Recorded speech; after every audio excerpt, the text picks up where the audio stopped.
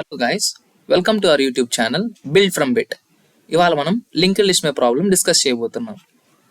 Printing the nth node from the end of the linked list. Solution చూసే ముందు ఒక 5 seconds think చేయండి.